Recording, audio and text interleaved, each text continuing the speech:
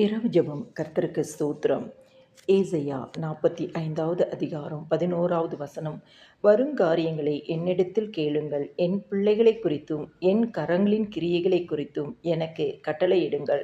கர்த்தர் கொடுத்த நல்ல வார்த்தைகளுக்காய் கர்த்தருக்கு நன்றி செலுத்துவோமாக. எங்களை நேசிக்கிற நல்ல இயேசுவே, எங்கள் சகாயரே, எங்கள் துணையாளரே, எங்கள் அடைக்கலமானவரே, எங்கள் பாதுகாவலரே, எங்களை வழிநடத்துகிறவரே, எங்களுக்கு துணை செய்கிறவரே, உமக்கு நாங்கள் நன்றி செலுத்துகிறோப்பா. இந்த நாளிலும் அறிந்தும் அறியாமல் செய்த எந்த ஒரு பாவம் வந்தாலும் இன்னும் ஒரு விஷயம் திரு ரத்தத்தினால எங்களை கழுவி பரிசுத்தப்படுத்துங்க.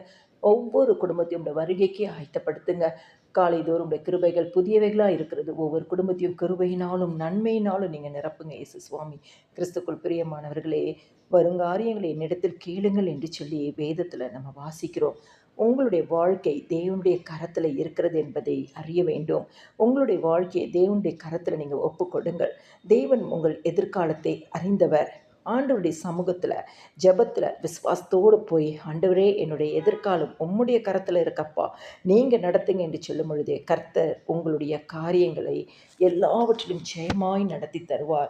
ஆண்டவருடைய கரத்தின் கிரியைகளை குறித்து விசுவாசத்தோடு நம்ம கட்டளையிடும் பொழுதே கர்த்தர் நமக்கு காரியங்களை வாய்க்க செய்வார். சங்கீதம் 37:5 சொல்கிறது, உன் வழியை கர்த்தருக்கு ஒப்புவித்து அவர் மேல் நம்பிக்கையாயிரு, அவரே காரியத்தை வாய்க்க பண்ணுவார். வரும் காரியங்களை குறித்து தேவனிடத்தில் கேட்கிற நீங்க ஆண்டவருடைய சமூகத்தில் உங்கள் வழிகளெல்லாம் ஒப்பு கொடுத்து அவர் மேலே நம்பிக்கையாக இருக்கும் பொழுது என்ன தேவைகளுக்காக ஜெபிக்கிறீங்களோ அந்த தேவைகளை தேவன் சந்திப்பார். உங்கள் காரியங்களை வாய்க்க பண்ணுவார். எல்லா துதியும் கனமும் மகிமையும் ஸ்தோத்திரமும் என் ஆண்டவராக இயேசு கிறிஸ்து ஒருவருக்கே செலுத்துகிறேன். ஆமேன்.